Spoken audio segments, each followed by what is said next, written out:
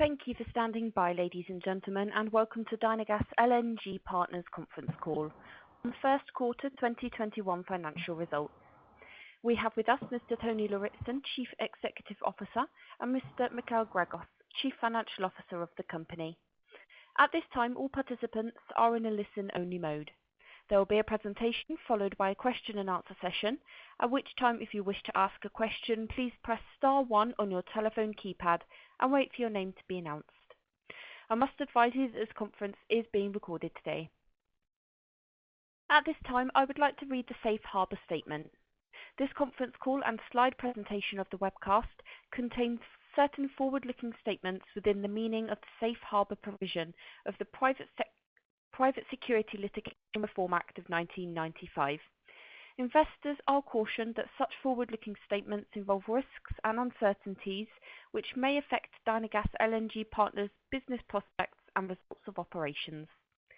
Such risks are more fully disclosed in Dynagas LNG Partners' filings with the Securities and Exchange Commission. And I now pass the floor to Mr. Lauritzen. Please go ahead, sir. Morning, everyone, and thank you for joining us in our 3 months ended 31st March 2021 earnings conference call. I'm joined today by our CFO, Michael Gregos. We have issued a press release announcing our results for the said period. Certain non-GAAP measures will be discussed on this call. We have provided a description of those measures as well as a discussion of why we believe this information to be useful in our press release. Moving on to slide 3 of the presentation. We are pleased to report the results for the 3 months ended 31st March 2021. All 6 LNG carriers in our fleet are operating under their respective long-term charters with international gas producers. Despite the ongoing operational challenges the industry is going through with respect to COVID-19, we are pleased to report 100% utilization for the fleet for the first quarter of 2021. For the first quarter of 2021, we reported net income of $15.9 million, earnings per common unit of 36 cents, adjusted net income of $10.6 million, adjusted earnings per common unit of 21 cents, and adjusted EBITDA of $23.9 million. We paid in February 2021 a quarterly cash distribution of 56 cents and a quarter per Series A preferred unit for the period from November 12, 2020 to February 11, 2021, and a quarterly cash distribution of 54 cents and 11/16 Series B preferred unit for the period from November 22, 2020 to February 21, 2021. Subsequent to the quarter, we paid in May 2021 a quarterly cash distribution of 56 cents and a quarter per Series A preferred unit for the period from February 12 to May 11, 2021, and a quarterly cash distribution of 54 cents and 11/16 per Series B preferred unit for the period from February 22 to May 21, 2021. Also, subsequent to the quarter, we issued about $2.15 million worth of common units at an average price per unit of about $2.87 under the amended and restated $30 million ATM sales agreement, which has about $26.5 million of remaining availability. We also entered into a new time charter party agreement with Equinor for the employment of our LNG carrier Arctic Aurora. Under the new time charter agreement, the Arctic Aurora is expected to be delivered to Equinor in September 2021, immediately upon expiration of the current charter party with Equinor. The new time charter party is about 2 years, and the annual gross revenues from the time charter agreement are expected to be about $21.5 million. Going forward, we intend to continue our strategy of using our cash flow generation to delever our balance sheet, reinforce our liquidity, and generate cash as to build equity value over time, which will enhance our ability to pursue future growth initiatives. I will now turn the presentation over to Michael, who will provide you with further comments to the financial results. Thank you, Tony. Moving over to slide 4. Our quarter results continue to reflect our stable operating model as our fleet operates with 100% utilization. Adjusted net income for the quarter increased by 49% to $10.6 million compared to the first quarter of 2020, and our adjusted EBITDA was virtually unchanged at $23.9 million compared to the first quarter of 2020. The increase in adjusted net income compared to the same period last year is attributable to a reduction in our weighted average interest rate from 4.89% in the first quarter of 2020 to 3.13% in the first quarter of 2021, and a reduction in our weighted average indebtedness from $662 million to $614 million. Since our debt refinancing in 2019, our profitability has steadily increased and has now stabilized at current levels, with adjusted earnings per common unit of 21 cents for the first quarter, reflecting our stable contract-based operating platform and financial profile. Slide 5. In line with our strategy of using our contracted cash flow to reduce leverage, for the quarter we utilized 71% of our adjusted EBITDA to service debt and interest payments. For the quarter we generated $22.9 million in operating cash flow, including a positive working capital adjustment of $4 million. Excluding working capital changes, operating cash flow for the quarter was $18.9 million, and after debt service payments and payments to preferred unit holders, we generated $4 million in line with our prior guidance.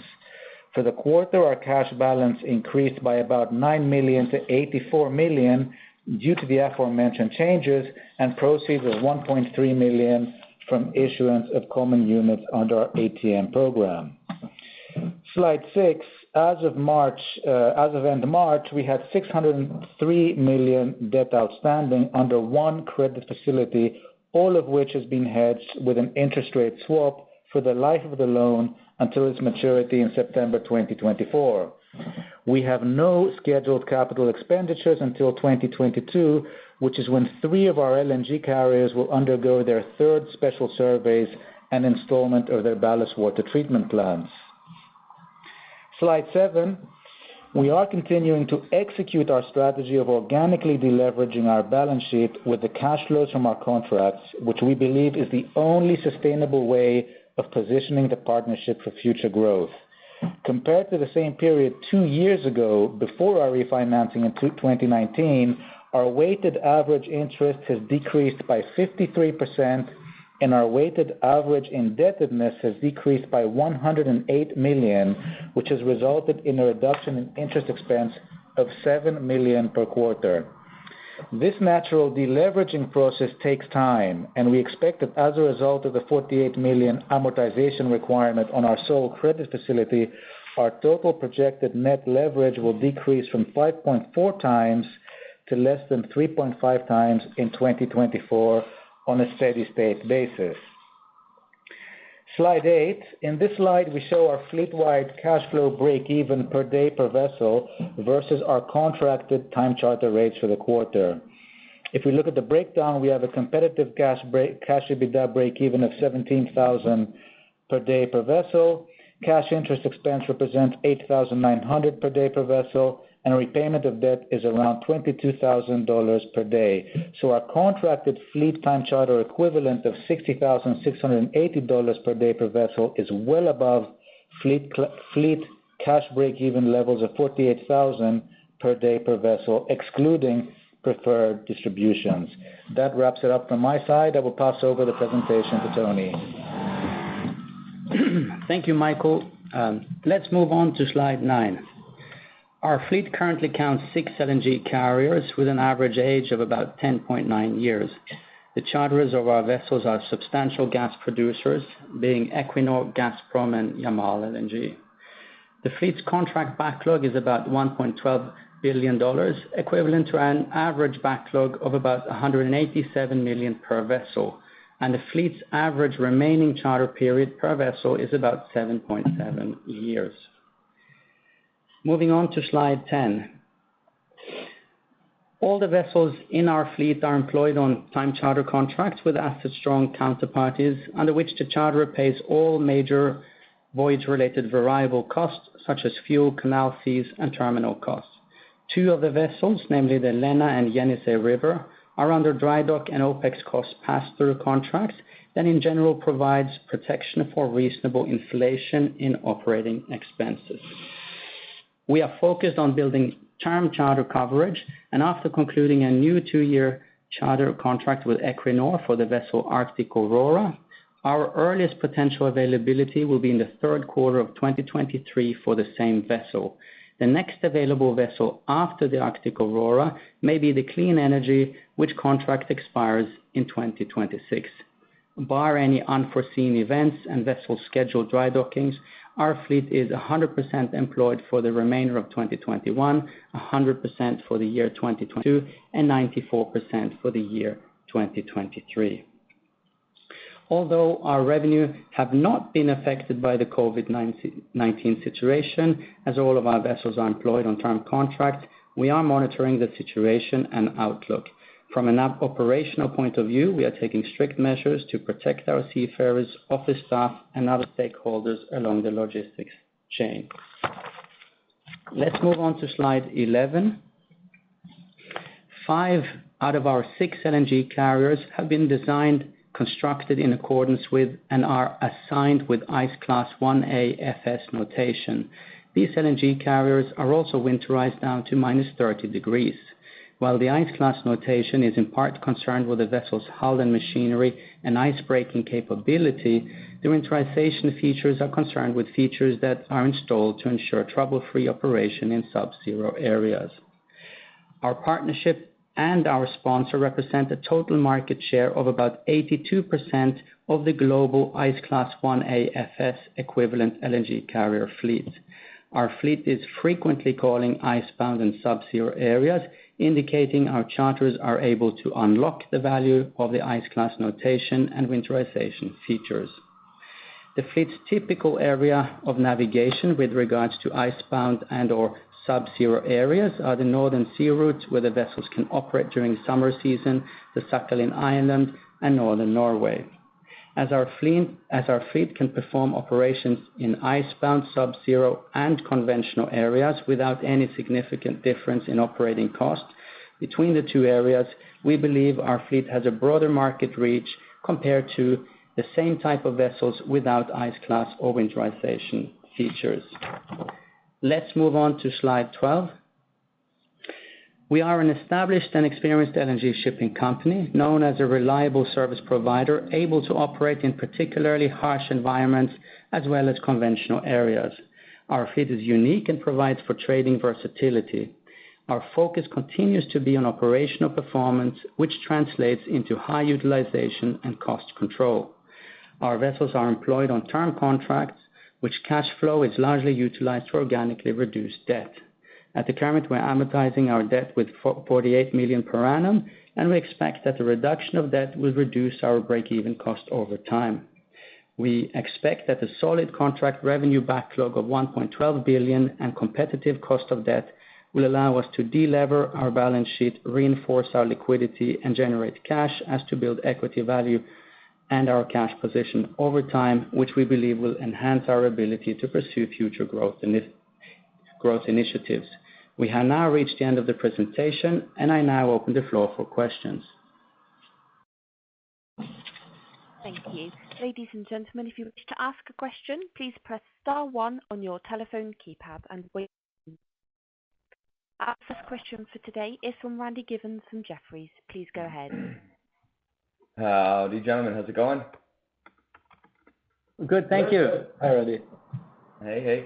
I guess first question, in the release and even just now in your closing comments, you talked about some future growth initiatives. So maybe what are some of those potential opportunities? Would it be some large-scale consolidation that we've seen in the space, or maybe even selling into that market? Or are you just looking at kind of drop-downs from the parent?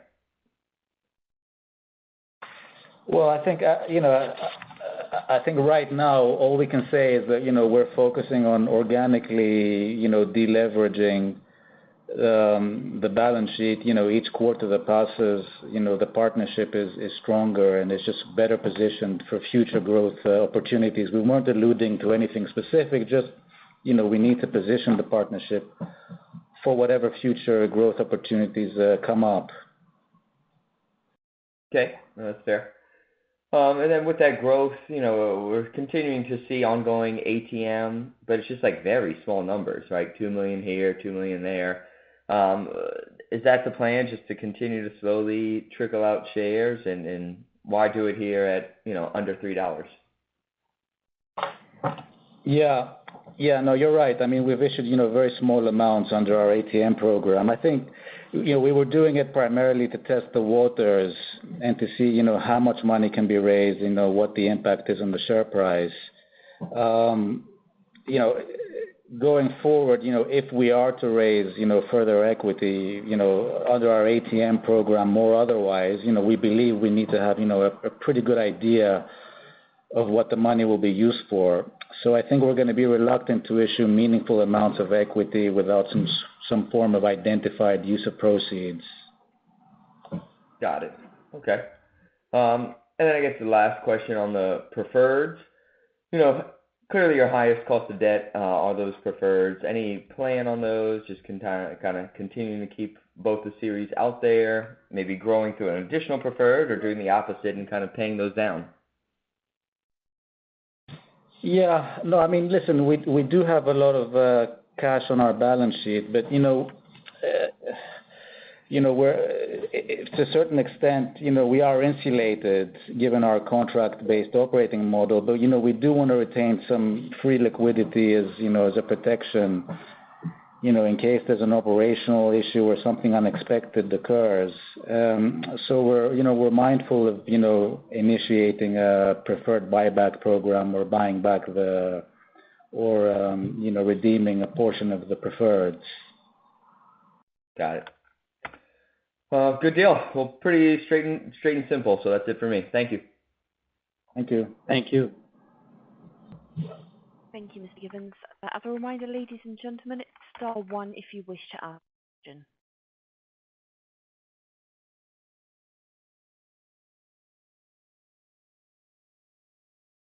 Our next question is from Ben Nolan from Stifel. Please go ahead.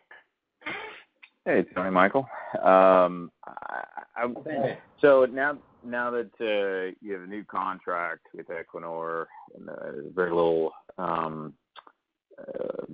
no near-term market exposure, the debt balance keeps coming down. The cash balance, as Michael, you just talked about, is rising. I know in the past you had indicated that there wasn't really any flexibility under your credit facility, but do you think at some point that could be a conversation to be had, that, hey, the credit profile is materially better. Can we get some flexibility that enables us to have conversations about growth or other things as opposed to sort of being limited under the terms of the credit agreement? Well, we don't want to give false promises. I think that, that discussion can be had.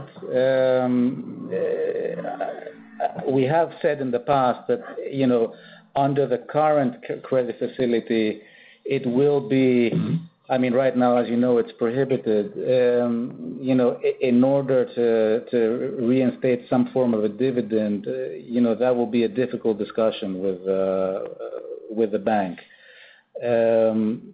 At this particular stage, we feel that discussion is, if we initiated it, it's not the right time, and it's not.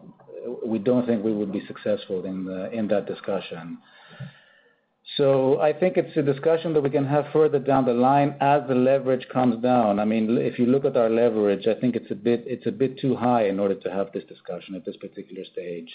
We have to be in a position of lower leverage in order to have that discussion.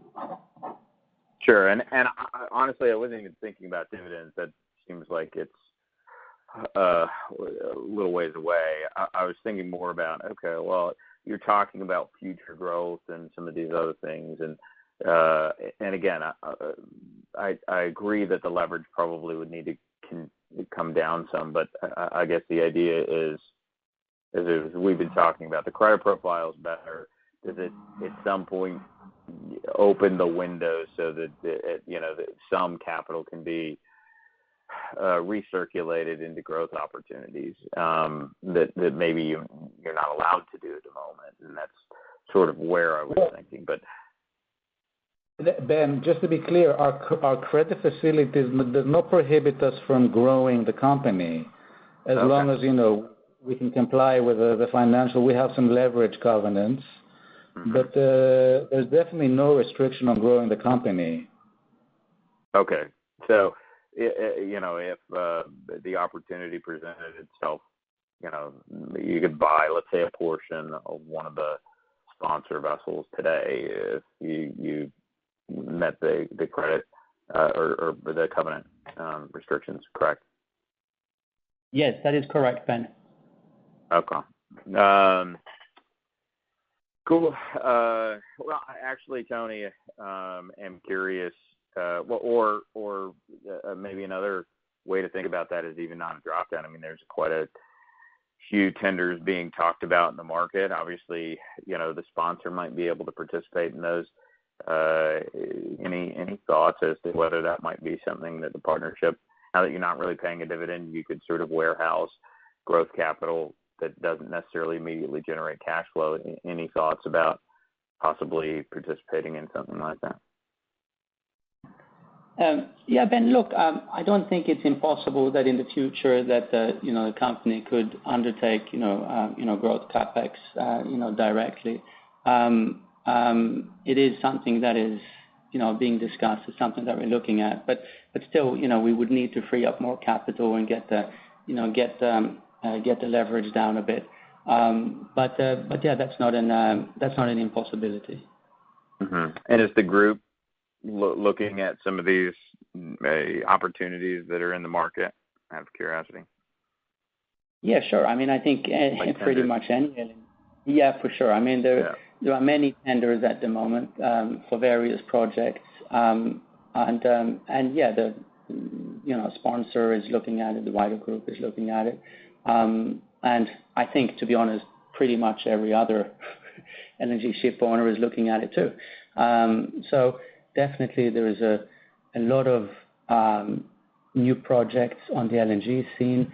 And I think we've seen the re-emergence of a little bit longer charters tied up to, linked to, to this, various projects. So I think LNG is a pretty interesting space at the moment.